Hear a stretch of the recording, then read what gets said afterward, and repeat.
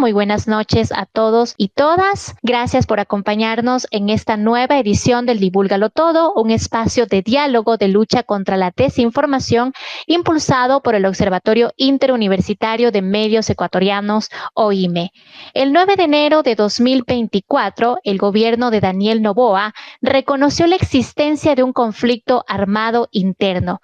A casi 2 años de esa declaratoria, la violencia criminal en Ecuador sigue sin resolverse.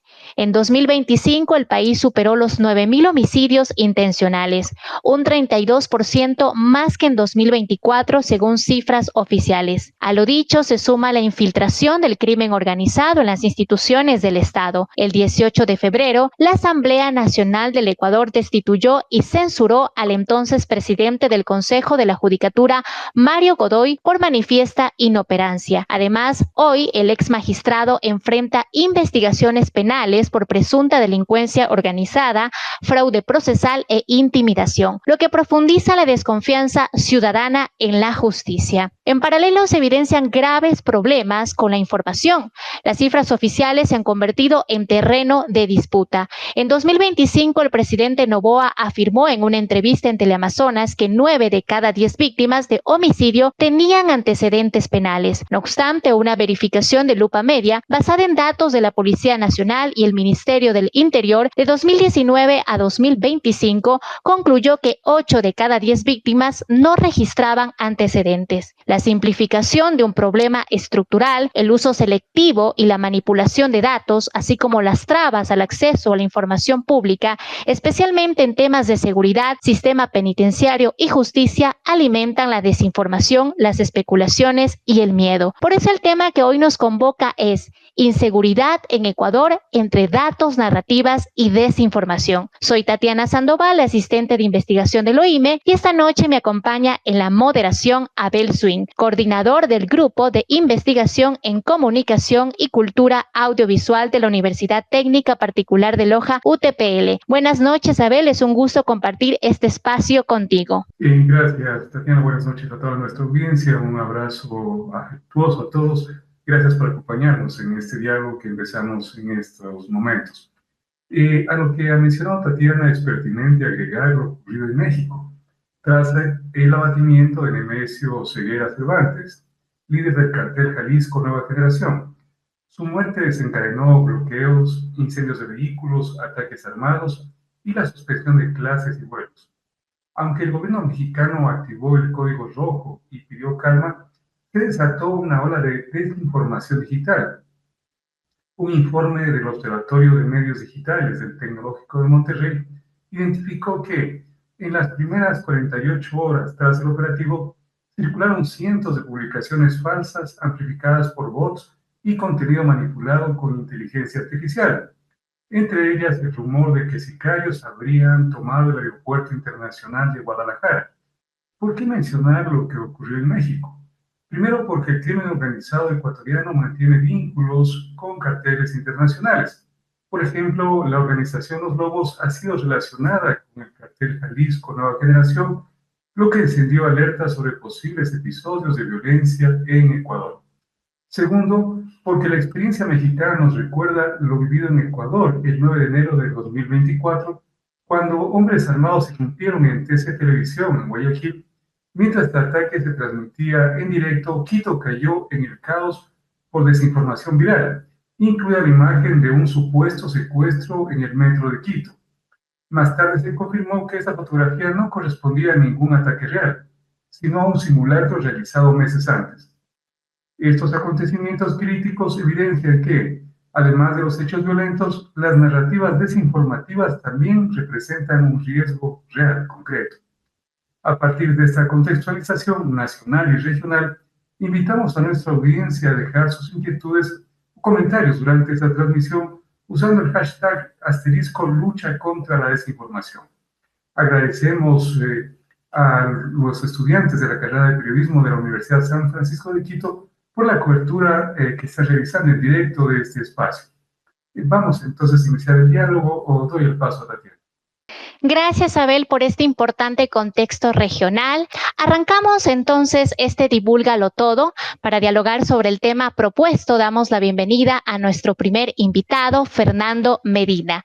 Él es periodista desde 2012, ha recorrido las fronteras de Ecuador y de América Latina, se ha especializado en coberturas de riesgo y de seguridad, trabajó para Diario El Comercio, Código Vidrio y revista Diners. En la actualidad es miembro del Hub de Conectas, plataforma internacional de periodismo de investigación, así como editor y fundador del portal de investigación Informe Reservado y Fixer Latam. Le agradecemos a Fernando por aceptar esta invitación y le hacemos la primera pregunta también, de acuerdo con el siguiente contexto.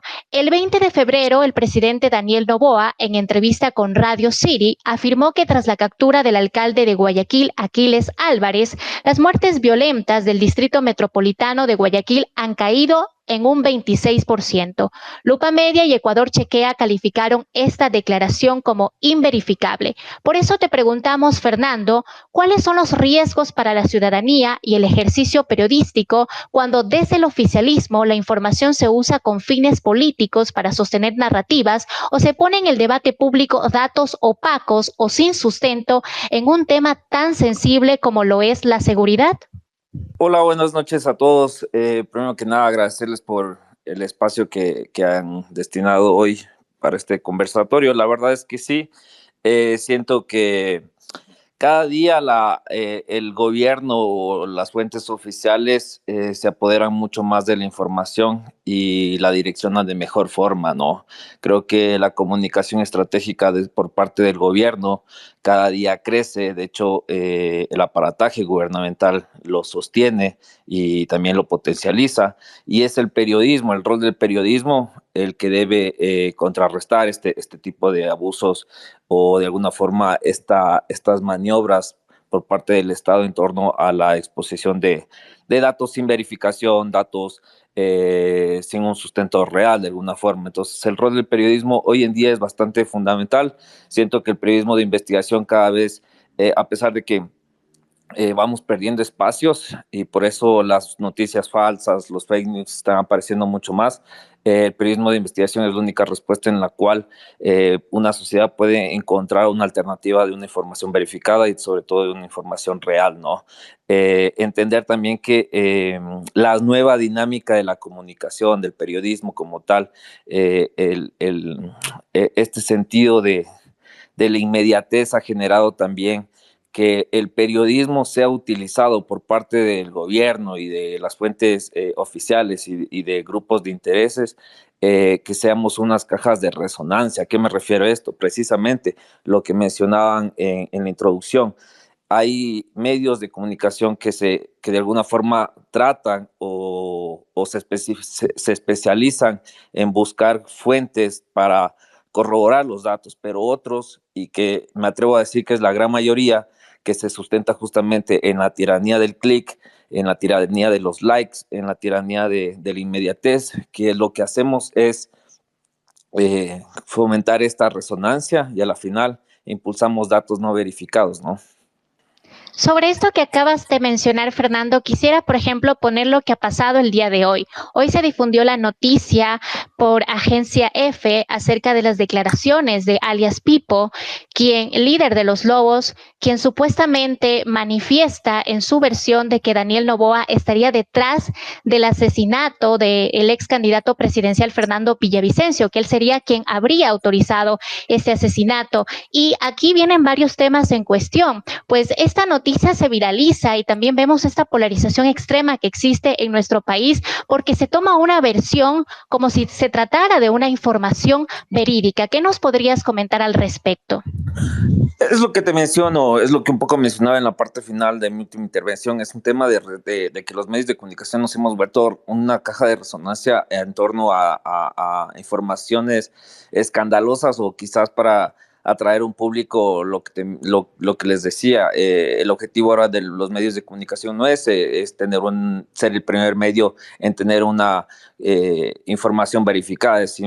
El objetivo es ser el primer medio y lanzar lo que todos tienen, ¿no? Entonces, a pesar de que incluso me refiero a si es que ya no hay una política editorial en los medios de comunicación en torno a esta comunicación, no se puede verificar, no lo sacamos, sino buscamos la forma en que tenemos que tenerla para sacarla a la luz, a pesar de que no tengamos la información correcta, ¿no? Es justamente lo que te mencionaba. Creo que desde hace muchos años, a partir del 2018 por ahí, entiendo que el gobierno o los gobiernos, y no solo los gobiernos, se dieron cuenta con, a ver, con algunos hechos importantes en contra del periodismo como tal. Las mafias, los bandidos, los cabecillas se dieron cuenta que ellos también pueden comunicar, ¿no? Y que los medios de comunicación también les pueden dar voz. Entonces, es un poco, es una falta de rigurosidad periodística hacer ese tipo de aseveraciones, y aún más cuando viene eso de una agencia tan importante como la que mencionas, ¿no? Ahora quisiera preguntarte, Fernando, cuando el acceso a base de datos es limitado o fragmentado y las solicitudes, por ejemplo, hay muchos reclamos también, muchos cuestionamientos sobre el acceso a la información pública. Estas solicitudes no son respondidas por los titulares de las entidades públicas y esto vulneraría el artículo 9 de la Ley Orgánica de Transparencia y Acceso a la Información Pública, LOTAI. ¿Cómo pueden entonces los periodistas contrastar y verificar información en coberturas sobre crimen organizado? A ver, es entendible la falta de transparencia en torno a las instituciones. Entiendo, el ejercicio periodístico en su historia siempre ha tenido estos bloqueos de información, de acceso a la información. Quizás los matices pueden ser distintos, igual la intensidad o los niveles pueden ser distintos, pero sin embargo siempre se mantuvo o se tuvo este tipo de bloqueos en torno a la información. Hoy en día hemos avanzado en algo, en tener unas políticas de transparencia, a pesar de que no se cumplen, y no solo hablo a nivel de Ecuador, sino también de otros países en la región. Sin embargo, sí siento que el periodismo como tal también nos da las facultades para poder acceder a información o corroborar en tema de crimen organizado, ¿sí? Siempre quizás el nuevo periodismo o este periodismo que se ha implantado en los medios tradicionales, y lo hablo porque conozco muy de cerca cómo se manejan los medios tradicionales hoy actualmente, es decir, que tienen una sala de periodistas que hacen periodismo desde el escritorio. Eso hace que precisamente ya no tengamos acceso a fuentes más abiertas, o de alguna forma a quedarnos sin fuentes, ¿no? Empezar desde cero, empezar desde las fuentes documentales, creo que son las fuentes primarias, ir a chequear expedientes, a leer juicios, a ir a audiencias, es decir, hacer el periodismo de calle que se hacía desde antes, ¿no? Y que hoy cada día es más difícil por la crisis en los medios de comunicación. Hoy ya no te cubren los traslados, ese tipo de cosas. Prefieren precisamente lo que te decía: saca un boletín la fiscalía en X o la presidencia, replique el boletín. Entonces esa dinámica hace que cada vez se pierda más el sentido de buscar fuentes alternativas a la información pública, ¿no? De hecho, los testimonios, ir a refugios en donde persisten personas que han sido desplazadas por el crimen organizado, ese tipo de información no la consigues desde el escritorio. Entonces, eso hace que, de alguna forma, la única fuente que te queda es la verificable, que sería el gobierno, o las instituciones públicas, y eso no tienes acceso. Voy a continuar con esta misma línea de diálogo que estamos manteniendo y voy a dar el paso a nuestro segundo invitado. Se trata de Carlos García Torres, abogado y también periodista. Carlos es doctor cum laude en Derecho y Ciencias Sociales por la Universidad Nacional de Educación a Distancia, UNED, así como también doctor en Jurisprudencia por la Universidad Nacional de Loja, institución donde también obtuvo la licenciatura en Ciencias Sociales, Políticas y Económicas. Además, cuenta con una maestría en Género, Equidad y Derecho Sostenible por la Universidad Técnica de Ambato. Estimado Carlos, buenas noches. Hace un momento hablamos de la posible vulneración del derecho a la información cuando conversamos con Fernando, en torno también a esta situación de restringir el derecho de las personas a conocer, es decir, casi su derecho humano a informarse, situación que luego nos genera en desinformaciones. En este marco y haciendo alusión a un hecho reciente, el Ministerio de Defensa clasificó como reservados contratos relacionados con la compra de helicópteros, radares, drones y otros equipos estratégicos para la seguridad. Sin embargo, en un reportaje de Ecuavisa realizado por Paul Romero, reveló irregularidades en la ejecución de un contrato para un radar destinado a detectar narcoavionetas, valorado en más de 24 millones de dólares y que permanece almacenado en España. Tras la publicación, también se conoció un documento interno de las Fuerzas Armadas que establecía una matriz de evaluación para acreditar a periodistas en coberturas institucionales, medida que fue cuestionada por considerarse una forma de restricción o censura al ejercicio periodístico.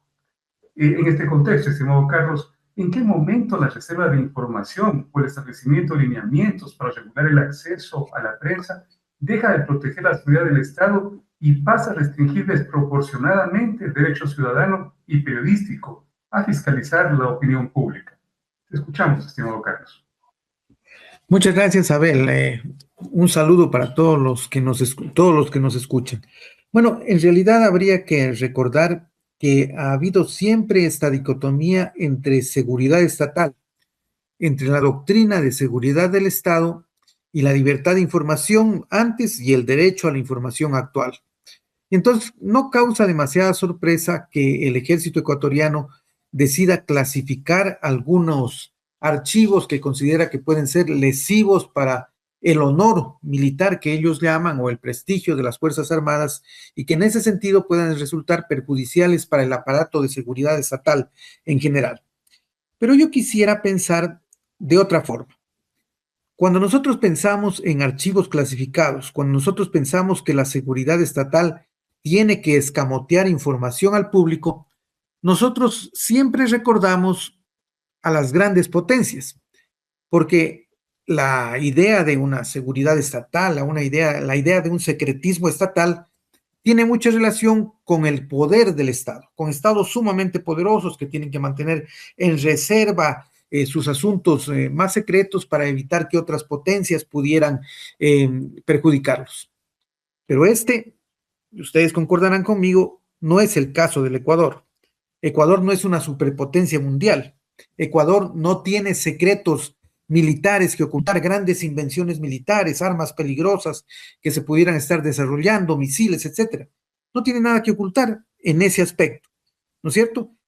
Y los contratos estatales, ¿por qué razón habría que ocultarlos cuando son, por disposición constitucional y por disposición legal, manifiestamente públicos? Son actos de administración pública y deben ser públicos, ¿no es cierto? Entonces, ¿qué razón habría para declarar reservado un contrato estatal? Es decir, reservado un acuerdo de voluntades en la cual interviene por una parte el Estado y por otra parte un ente particular que ofrece un bien o un servicio al Estado ecuatoriano. No hay razón alguna, no hay modo lógico alguno de entender esto. Un contrato siempre debe ser público. Entonces, solo queda la sospecha de que al tratar de ocultar un contrato, bueno, ese contrato pudiera tener algo de vergonzoso, algo de indigno, algo que pudiera afectar el prestigio que pueden tener las Fuerzas Armadas, que es la única explicación que queda. Porque no hay forma de que hacer público un contrato pueda afectar la seguridad nacional. Es decir, nosotros estaríamos pensando que en las cláusulas de un contrato, la delincuencia organizada puede encontrar alguna forma de afectar o vulnerar la seguridad nacional, cuestión que es bastante absurda, ¿no es cierto? Por una parte. Y por otra parte, la situación de establecer unos baremos, unas determinadas formas de clasificar al periodismo. Bueno, si yo fuera un periodista en toda regla, me sentiría tremendamente ofendido que me clasifiquen como de una forma u otra, ¿no es cierto? Porque se sobreentiende que el núcleo fundamental del ejercicio periodístico es la independencia y que tal independencia comporta la necesidad de tener la línea editorial que el medio considere necesaria y que esa línea editorial no puede estar jamás alineada con ninguna clase de poder ni económico, ni gubernamental, ni fáctico en ninguna forma, ¿no es cierto? De forma que si yo establezco un reglamento de este tipo que solo permito la cobertura a unos determinados medios que creo yo que van a hablar bien de mí. Bueno, en ese sentido, entonces, estoy manifiestamente vulnerando la libertad de información y el derecho, sin duda, el derecho a la comunicación. Pero queda otra cosa tremendamente importante que nos ha dicho el panelista anterior y que es tal vez más descorazonadora y más grave. Los medios ya no realizan coberturas. Ya no tiene tanta importancia que el ejército ecuatoriano limite la cobertura de los medios, porque los medios ya no realizan coberturas. Se limitan a repostear, podríamos decir, los tweets de X o las declaraciones que puedan poner en cualquier red social los funcionarios, con lo cual se supone que se ha satisfecho la sed de información que tiene la gente. Bueno, estamos en una situación tremendamente grave.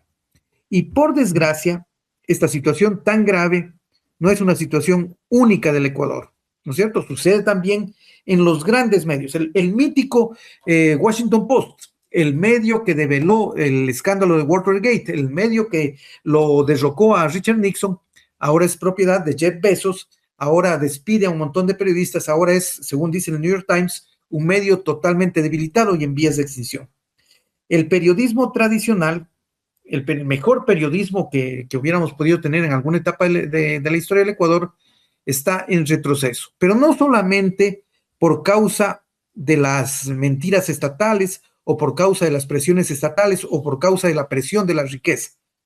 Está también en declive, está también en retirada, precisamente por eso que nos decía el panelista anterior, por esa uniformidad informativa que existe y que da cuenta de una cobardía fundamental en cuanto a la información que nos presentan los medios nacionales.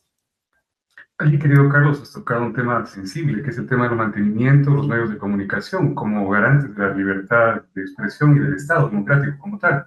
Es un tema de amplio debate que tenemos que entrar como país también a ver cómo logramos sostener este pilar fundamental de la democracia. Pero antes de pasar, quizás hacer una pequeña repregunta, Carlos, de lo que tú comentaste en la primera parte de tu respuesta. Hay ciertamente algunos límites a la libertad de expresión. ¿No será que estos límites podrían de alguna manera justificar esa no transmisión de información, es decir, los contratos sensibles? Es decir, desde la doctrina jurídica, ¿qué ameritaría que se restrinja la información? Bueno, que está especificada también, como comentaba Tatiana, en la Ley de Transparencia y Acceso a la Información. Pero ¿no será que aquello también puede servir para de alguna manera evitar una información que va a ser muy sensible para la comunidad, en este caso el que hablamos del armamento del ejército? Te escuchamos, Carlos. Muchas gracias. Bueno, aquí hay una cuestión.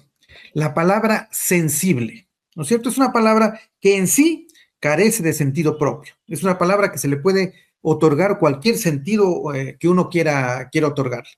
Entonces, si es una información sensible, habría que preguntar, ¿sensible para quién? Yo entiendo por información sensible, por ejemplo, aquella que expone a víctimas de abusos, ¿no es cierto? Aquellas que expone a una víctima de la delincuencia y que la puede poner en peligro. Eso me parece información sensible. Pero información sensible en contra de toda la estructura estatal, bueno, yo no veo cómo un contrato pudiera afectar la sensibilidad que puedan tener las Fuerzas Armadas ecuatorianas. Y eso nos lleva a otro punto que es tremendamente importante. Si es una información sensible, quiere decir que afecta a la sensibilidad de un sujeto determinado. Y el Estado, como ente colectivo, no es un sujeto individual. No puede tener sensibilidad en tal sentido, ¿no es cierto? Entonces, claro, en este punto la sensibilidad está ocultando cosas que deben ser conocidas. Por otra parte, la actividad estatal en todos sus rubros es siempre y en todo momento esencialmente pública. Y es esencialmente pública por una característica primordial que tiene el Estado ecuatoriano. El Estado ecuatoriano es un Estado que tiene un gobierno responsable. ¿Qué quiere decir esto? Que los que ejercen funciones de gobierno responden al pueblo. No son autócratas que solo responden a Dios como los reyes franceses del siglo XVIII. Son personas que han sido elegidas por el pueblo y que deben responder al pueblo de todos sus actos. Y para responder al pueblo de todos sus actos, estos actos deben ser transparentes, deben mostrarse a todo el mundo. Ahora bien, esta idea de que deban ocultarse cosas implica una cuestión tremendamente ofensiva. Implica la idea general de que quienes ejercen el periodismo en el Ecuador no tienen el discernimiento ni la prudencia suficiente como para saber qué se informa y cuándo se informa y si puede causar algún perjuicio a alguna persona. Que espero que eso no sea así, ¿no es cierto? Es decir, constituye una afrenta directa a los periodistas que se los considera como personas que no pueden, digamos, manejar una información determinada. Pero más allá de eso,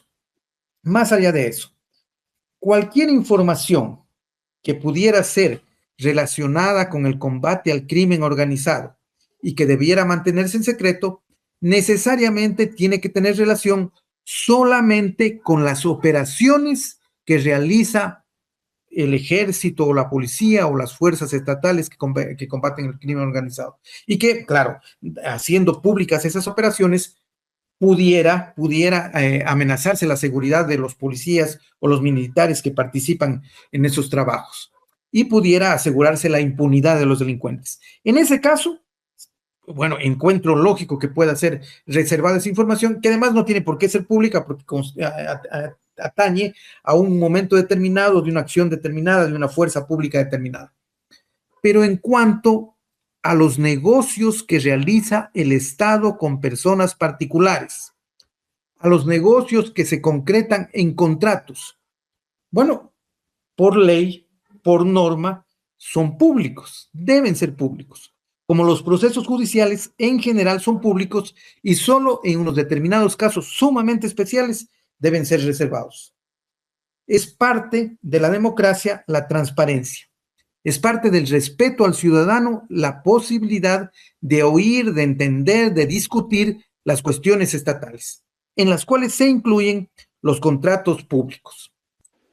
Después de escuchar a Carlos, ahora saludamos a nuestro tercer invitado, a Santiago Garrido Espinosa. Él cuenta con un diplomado internacional de seguridad integral por la Universidad de Trujillo, Perú. Además, tiene una especialización de seguridad de sectores estratégicos. Es autor del libro Seguridad, construyendo sistemas de gestión integral. Santiago, desde tu experiencia en el análisis de la seguridad de sectores estratégicos, ¿cómo puede la desinformación, especialmente aquella amplificada con inteligencia artificial, afectar la estabilidad y la respuesta institucional frente a crisis de seguridad o emergencias nacionales? Te agradecemos por tu respuesta en un tiempo de 5 minutos. Un cordial saludo para toda la audiencia que nos acompaña, a los moderadores, cordial y afectuoso saludo. Bueno, ahora una de las amenazas más críticas que tenemos en el manejo de la información es justamente el manejo y el acceso que tiene la población al uso de inteligencia artificial y a la creación de contenido que puede distorsionar la información real que debe conocer la ciudadanía. Bien lo decían al inicio, lo que sucedió en México con Oseguera Cervantes, con alias del Mencho, generó varias especulaciones en la información real que debía conocer la ciudadanía. En ese sentido, debemos manejar de manera correcta y generar políticas correctas desde el Estado a fin de que se pueda manejar la información correctamente y que haya el canal correcto en cuanto al manejo de una condición de emergencia. No olvidemos, en Ecuador hemos tenido varios eventos en los cuales lamentablemente las políticas de comunicación que han tenido desde el manejo del Estado se ha visto distorsionada por varias fuentes en las cuales ha confundido a la ciudadanía y ha generado pánico más allá de de los resultados que se quisieran obtener a fin de garantizar la seguridad de la población. En función a eso, una de las amenazas más críticas de este momento es el acceso que tiene la población a las tecnologías de inteligencia artificial en las que crean contenidos en las cuales puede distorsionar a la población, la información real. Gracias, Santiago. Ahora conectando los aportes de Fernando y de Carlos justamente sobre el tema de que ciertos medios de comunicación solo replican determinada información, no se hace trabajo desde el territorio, sino más bien desde el escritorio. El tema que también tú mencionabas de que una de las amenazas más graves hoy es la falta de acceso a la información y que esto, por supuesto, genera más desinformación porque se dan diferentes especulaciones o interpretaciones. Desde esa mirada también quisiera preguntarte qué tipo de coordinación entonces debería fortalecerse entre el Estado, la academia y la sociedad civil para construir entornos informativos más seguros y resilientes frente a campañas de manipulación o desinformación. Bueno, para toda la audiencia y todos los que nos escuchan, voy a plantear el siguiente criterio. Cuando la exposición técnica realiza un análisis, siempre debe ser transversal al de cualquier alineación, tendencia o afinidad política. La imparcialidad que se maneja desde el criterio técnico de seguridad, que no nos encaje nunca en esta polarización que existe. El gobierno debe acatar las sugerencias, las recomendaciones de quienes desde la parte técnica exhortamos para que se presenten las condiciones adecuadas para los manejos de canales de información que necesita saber la comunidad, especialmente en temas de seguridad. Yo considero que el Ecuador como tal está atravesando situaciones políticas, decisiones políticas críticas, en donde vemos una imposición de una narrativa desde el gobierno que falsea la realidad, y eso es una exposición grave a la población. Las políticas, vimos un ejercicio que hicieron colocando una funcionaria, no recuerdo el nombre, que cometió varios errores, tuvo varias críticas, inclusive confrontaciones con el mismo equipo de periodismo, colegas del periodismo. Esta figura debería ser canalizada de mejor manera porque es la vocera principal de quien conduce el Estado y el gobierno. Eso debe acoger el gobierno porque se debe canalizar de mejor forma. La posición de la imposición de una falsa narrativa que está generando el gobierno, especialmente en el manejo de cifras, en muertes violentas, en hechos violentos, en acciones violentas que todos los días convive la ciudadanía, afecta directamente a la credibilidad que tienen los organismos de comunicación que deberían ser un referente para generar seguridad en el Estado. La comunicación es importante para la generación de seguridad. Eso deben saber. Criticando o comentando un poco las exposiciones de los panelistas anteriores. No nos olvidemos que dentro del periodismo y de la comunicación existen los periodistas informativos, los periodistas investigativos, y también existen fenómenos de periodismo que generan alarma y zozobra en la población. Yo conozco por el entorno en donde vivo, hay un medio de comunicación que a través de las nuevas plataformas digitales de comunicación transmite en vivo eventos reales. Eso no quiero con esto que se interprete que hay que tapar la información, pero este medio de comunicación transmite en vivo información de eventos de delitos criminalísticos. Eso altera la comunidad, altera la sociedad, altera el comportamiento, inclusive más allá genera una afectación directa al aparato productivo, porque en el entorno donde este medio de comunicación se desenvuelve es un área netamente turística. Entonces, también hay que saber segmentar la información, saber dosificar la información, ser oportunos en la información que se da. Y eso también es un trabajo que deben realizar los periodistas, el manejo de la información que se debe dar, y también desde el oficialismo hacer una crítica, porque les voy a dar un ejemplo que todo el Ecuador vivió. Los 4 niños que lamentablemente murieron en las Malvinas. La versión oficial fue que estuvieron en un acto delincuencial y fueron aprehendidos y que luego les dejaron los militares cerca de Taura. cuando se cumplió el debido proceso en el que intervino la Fiscalía, procedimientos de investigación, todo el proceso judicial como tal, se determinó que la responsabilidad directa eran los militares. Si nosotros nos dejamos llevar por solamente la fuente oficial, el Ecuador en este momento estuviera engañado y estuviéramos viviendo una realidad que no se apega a lo que sucedió en este evento. Entonces, sí se dan cuenta la magnitud de la información oficial versus lo que a través del periodismo se logró descubrir, porque aquí se lleva gran parte de este proceso, el periodismo, como un trabajo que se logró descubrir la verdad. Entonces ahí vienen los segmentos. ¿Qué hace el periodismo? ¿Cómo genera la información? ¿Cuáles son los beneficios que se requiere para manejar un tema de seguridad social, por así decirlo? ¿Y cuál es la versión del oficialismo y el trabajo que debe realizar? Ahí debe haber un justo equilibrio, porque, como vuelvo y repito, la seguridad depende mucho de la información que la sociedad y el entorno esté manejando el momento que suceden los hechos. Ahora quisiera plantear la siguiente pregunta a Fernando. En un escenario marcado por cifras disputadas, narrativas polarizadas y circulación acelerada de desinformación, y como también nos indicaba Santiago, por ejemplo, este estigma también que hay hacia las personas que son víctimas, por ejemplo, del crimen organizado, estas narrativas oficiales que se imponen.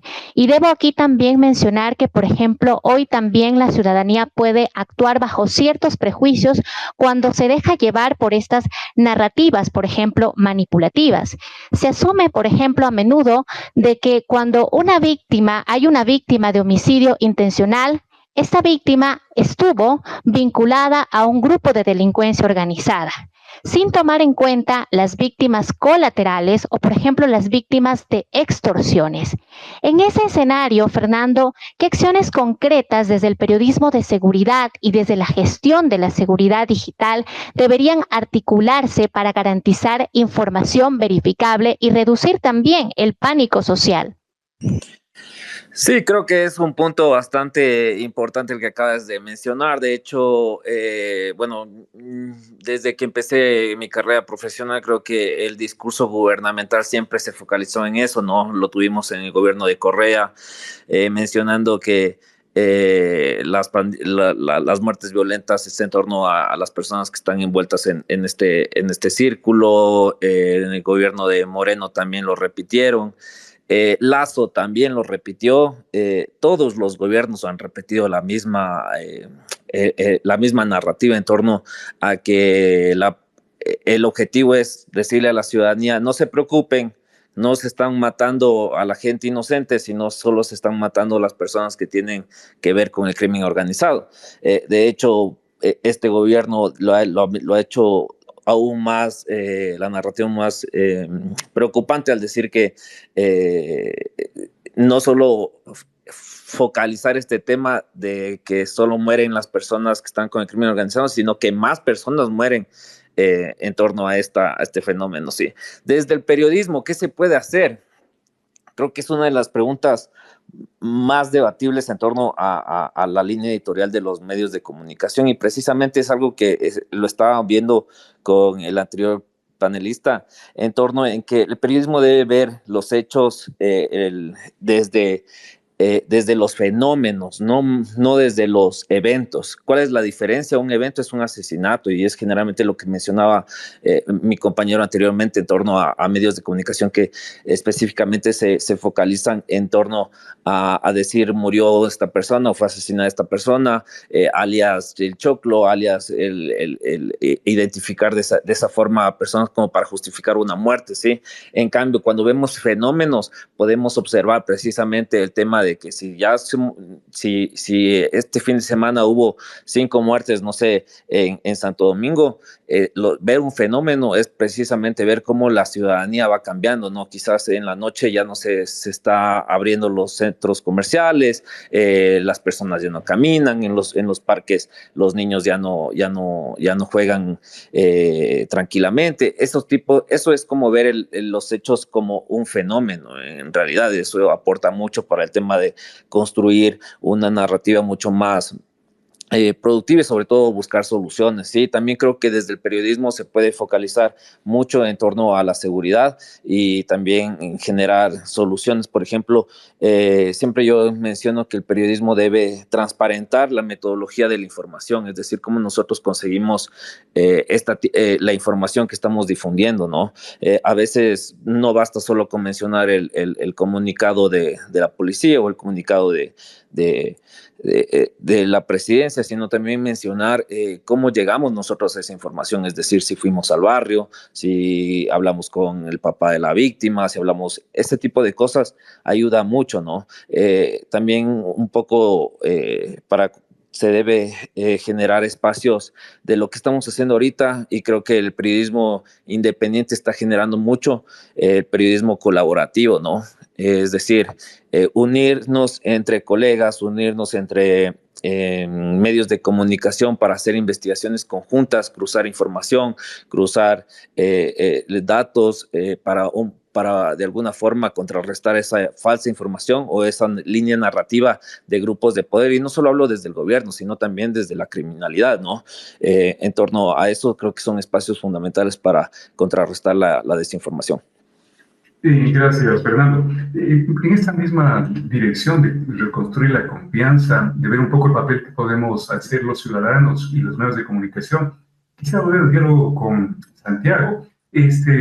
Tú comentaste este caso lamentable de lo que pasó con los niños de las Malvinas y también comentaste el hecho de esta responsabilidad en la provisión de información adecuada.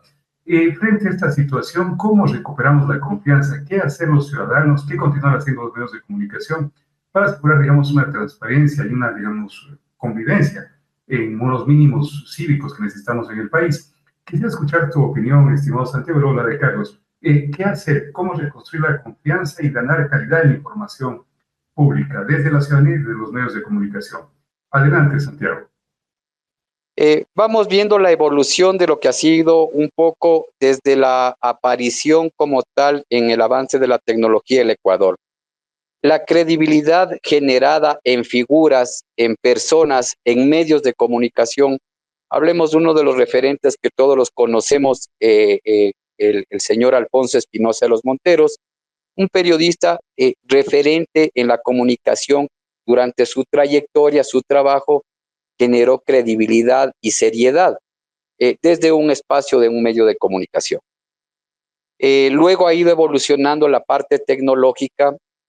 Yo creo que se han ido creando en el relevo generacional, hablemos de esto, varias figuras, una de esas, un muy reconocido periodista que cambió la manera de hacer periodismo desde la parte investigativa, que es el periodista Anderson Boscan, que lejos de ser afín a algún aspecto político, su último tiempo de carrera yo le he dado mucho seguimiento y quizás muchos ecuatorianos le han dado seguimientos.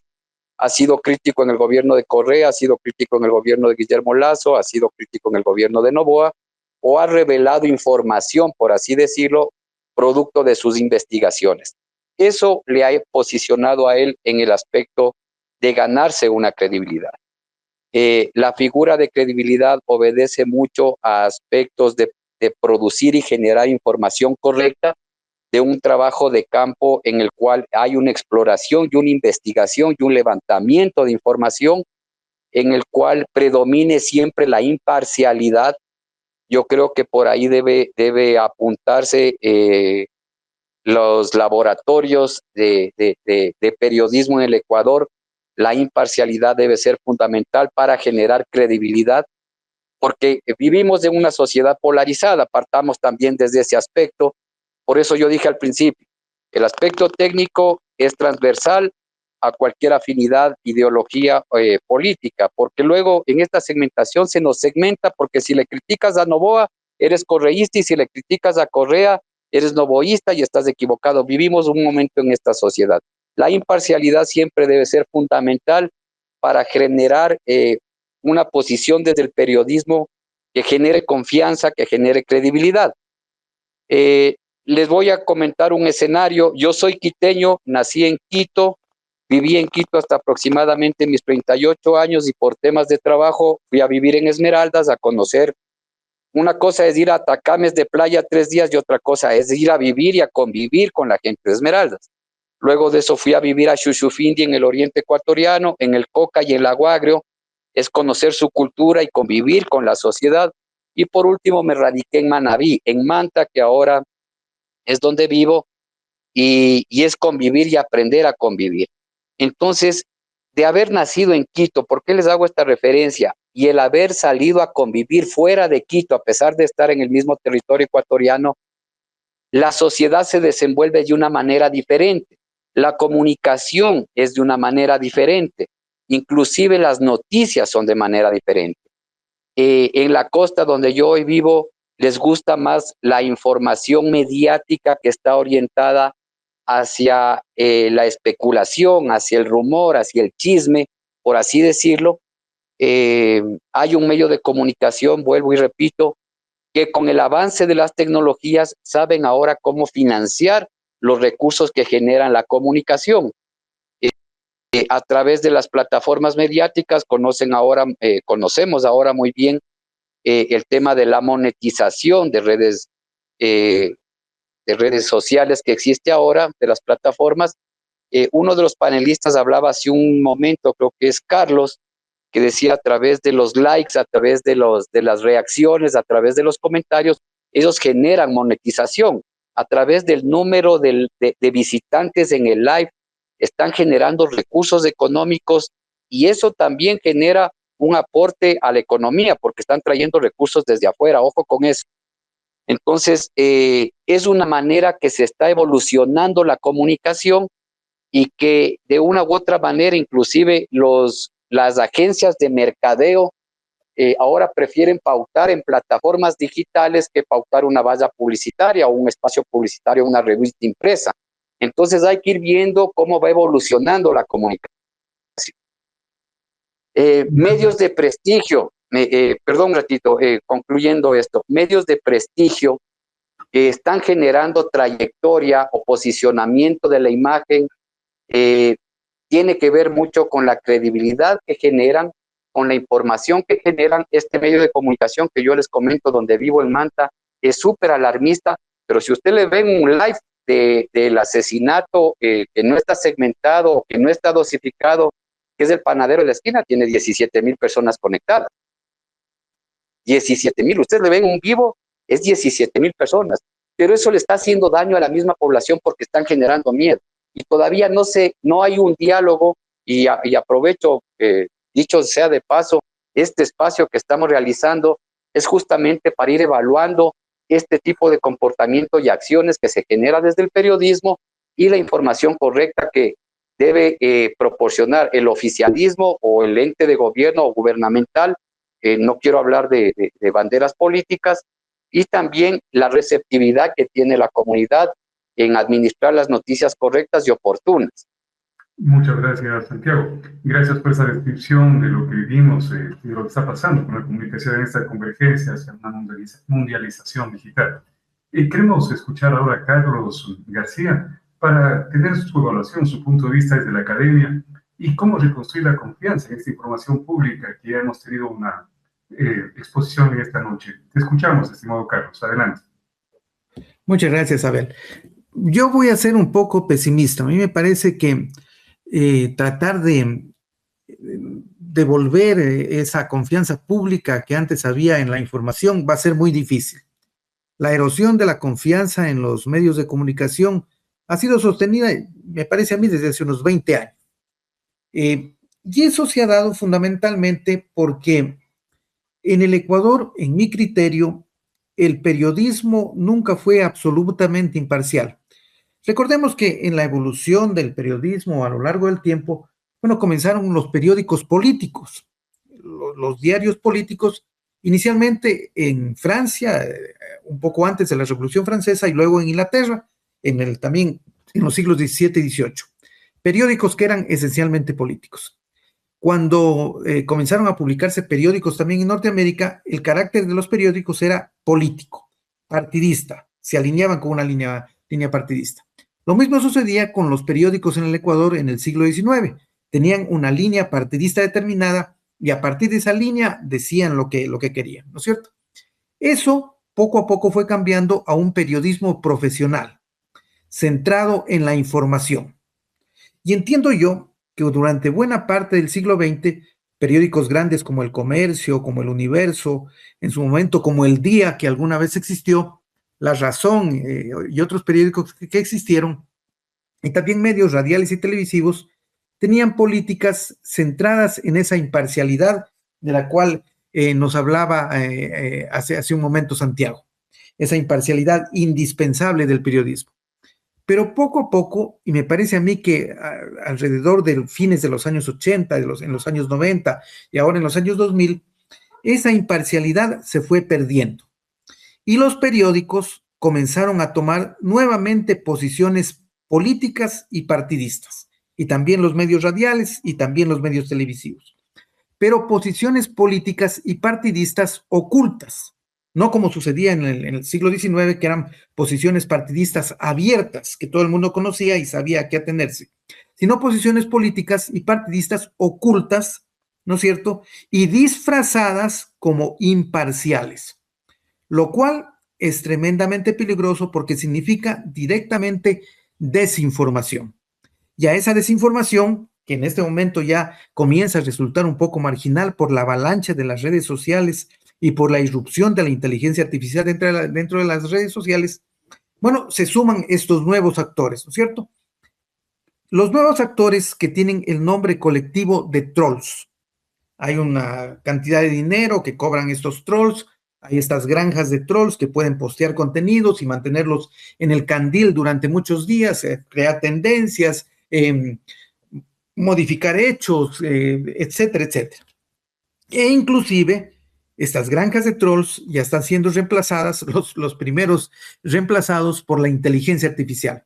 La inteligencia artificial puede crear bulos, sostener bulos, difundir bulos y hacer pasar esos bulos, esas mentiras, por verdad. Desde luego, esto nos lleva a ese criterio famoso de la posverdad, a la idea de la relativización de los hechos de acuerdo a la perspectiva política desde la cual se lo mire, que bueno, fue un invento de una de las secretarias de prensa de Donald Trump. En ese sentido, entonces, estamos en una posición tremendamente peligrosa. Y como les digo, yo soy muy pesimista con respecto a la posibilidad de volver a recuperar la confianza pública en la información que presentan los medios. Lo veo muy difícil. Gracias, Carlos, por su respuesta. Le tenemos ya a Clara de vuelta. ¿Nos confirma si nos escucha? Hola. Ahora sí, nos gustaría escuchar su respuesta que se le había planteado en torno a la Ley Orgánica para el Fortalecimiento de la Ciberseguridad. Con respecto a esto, quisiéramos preguntarle si existen señales o disposiciones concretas para identificar que esta ley pasa de ser una herramienta de protección a un mecanismo potencial de vigilancia o control excesivo. Buenas noches y mil disculpas los inconvenientes técnicos. Quiero establecer primero un marco claro de la ley. Hay un marco de cooperación y de coordinación. En los artículos, sobre todo en el 20, se establece que existe una cooperación para los incidentes de seguridad. Es decir, en esta ley el papel aguanta todo. La verdad es que el papel es una ley que está bastante establecida sobre la gestión de los incidentes de seguridad. Establece un Centro Nacional de Respuestas a Incidentes de Seguridad, que es algo justo y necesario porque a lo largo de la historia ya venimos teniendo un montón de incidentes de seguridad y realmente no hemos tenido como una política nacional para esto. Ahora bien, ¿cuáles son unos puntos que deberíamos tener como identificados para tenerlos en cuenta? Uno es el tema de la clasificación o la definición de incidente de seguridad. En el artículo 5, literal M, incluye no solo eventos que comprometan sistemas, o sea, un sistema informático se compromete, sino cuando hay intención de comprometer. Esta redacción tan amplia lo que provoca es que pueda haber un margen interpretativo. Entonces, ahí se puede dar el caso de que se interprete que hay un incidente o una intención de incidente y pues haya un ámbito ambiguo de aplicación. Entonces, eso es algo que se debería trabajar. También hay algo que realmente, entrando igual dentro de este término de incidentes de ciberseguridad, hay algo que también me llamó mucho la atención, que está enfocado en infraestructura crítica y servicios esenciales. Ese es su eje principal. Sin embargo, pues queda de lado algo que es fundamental. Si la intención de la ley era hablar o era trabajar en temas de ayudar a fortalecer el trabajo en contra de el reclutamiento de niños, niñas y adolescentes por las leyes, por el narcotráfico, entonces se deja fuera esta dimensión humana del daño digital. Estamos hablando de periodismo. Si un periodista sufre un ciberataque y se expone información sensible, entonces entra dentro de este incidente de seguridad. Pero el riesgo que supone para el periodista y su familia no se establece claro en la ley. O sea, ¿cuál es el mecanismo de protección integral para esta persona que está siendo afectada? Entonces, como hemos visto y ustedes han mencionado, la ley establece que se incorpora una prevención sobre riesgos mediante una campaña de educación en la educación intercultural se incorpora una prevención, ¿sí? Pero no establece cómo se va a coordinar si que, por ejemplo, se detecta algún incidente de seguridad que afecte a un niño, una niña, un adolescente, ¿cómo se va a coordinar entre la policía y fiscalía para evitar esta captación de menores? Entonces, y hay algo más, estamos dejando fuera también este debate que ya se está haciendo a nivel internacional sobre el uso de las redes sociales por parte de los niños, niñas y adolescentes. A nivel internacional, incluso ya se está trabajando en coordinación entre los países y las redes sociales para que las redes sociales interpongan mecanismos reales de control para que niñas, niños y adolescentes no puedan ingresar a las redes sociales para evitar este tipo de peligros de reclutamiento del crimen organizado. Entonces, creo que son aspectos que debemos tenerlos en cuenta para que pues hagamos un análisis real de esta ley. Se está dejando por fuera lo más importante que es este daño a la dimensión humana en cualquiera de los ámbitos. Gracias, Clara. Para ir finalizando este diálogo tan importante, quisiéramos, por favor, que en 2 minutos nos pudieras decir qué acciones concretas desde el periodismo de seguridad y desde la gestión de la seguridad digital deberían articularse para garantizar información verificable y reducir el pánico social, tomando en cuenta lo que está pasando ahora en México y que también nos recuerda lo que Ecuador vivió el 9 de enero de 2025, cuando un grupo criminal se tomó las instalaciones de TC Televisión en Guayaquil, y aquí en Quito se viralizó mucha desinformación, como por ejemplo de que existía un supuesto secuestro en el metro de Quito y se volvió la capital ecuatoriana todo un caos. Son dos temáticas bien interesantes y quiero tratar de hacerlas lo más breve posible. Cuando hablamos de actores que generan desinformación, realmente, cuando mencionamos a México, el crimen organizado no solo tiene espacios físicos en los cuales implementa acciones de violencia, sino también espacios digitales. Entonces, ¿cuál es más o menos la metodología que se usa en estos espacios digitales? Reciclaje de fotos y videos fuera de contextos. Falsos comunicados con suplantación mediática, entendiendo la suplantación mediática como el uso de imágenes de medios de comunicación, logos, colores, para que sea de alguna manera legitimado el comunicado. Narrativas que apelan a lo emocional para generar miedo. Es lo que pasó en México. Estaban atacando en lo físico, pero también en lo digital. Se comprobó que el crimen organizado fue el que estaba impulsando esta campaña en México para generar más miedo. Entonces, atacan por los dos espacios, físico y digital. Están muy bien organizados y muy bien coordinados para lograr este impacto. ¿Qué hacemos desde el periodismo? ¿Cómo lo logramos? Creo que hay 2 palabras para esto. Alfabetización mediática, urgente. No basta con que los periodistas produzcan información rigurosa si la ciudadanía no tiene herramientas y no sabe cómo verificar contenido, no sabe cómo, de alguna manera, mitigar la desinformación. Entonces, la UNESCO ha insistido en que debemos hacer educación en medios y alfabetización. El periodista puede investigar, puede verificar, puede contextualizar, pero si no, la audiencia no exige, no activa sus propios filtros, no está demandando información, se consolida este terreno fértil para la desinformación y se siguen promoviendo estos desiertos informativos que cada vez los vemos con más fuerza aquí en el país, en donde el crimen organizado ha logrado penetrarse con fuerza. Gracias, Clara, por tu respuesta. Gracias también por mencionar la alfabetización mediática e informacional, que es algo que promovemos desde el OIME. Agradecemos a todos nuestros invitados e invitadas por acompañarnos en este Divúlgalo Todo. Desde el OIME reafirmamos nuestro compromiso con la investigación, el pensamiento crítico y las prácticas comunicativas y periodísticas responsables. Les recordamos también que cada verificación, cada contraste de fuentes y cada duda planteada contribuyen a una conversación pública más transparente. Les dejo ahora con el profe Abel para que se despida y también para que nos comunique algo muy importante sobre este espacio de divulgación. Gracias, Tatiana, gracias a toda nuestra audiencia y muchas gracias a nuestros invitados por compartir su conocimiento y sus experiencias. Y bueno, la noticia es que este es nuestro último espacio en audio. A partir del siguiente mes inicia una etapa distinta. Desde marzo migramos a YouTube y pasamos del formato audio a una propuesta audiovisual. Les daremos más detalles en las siguientes semanas a través de nuestros canales oficiales.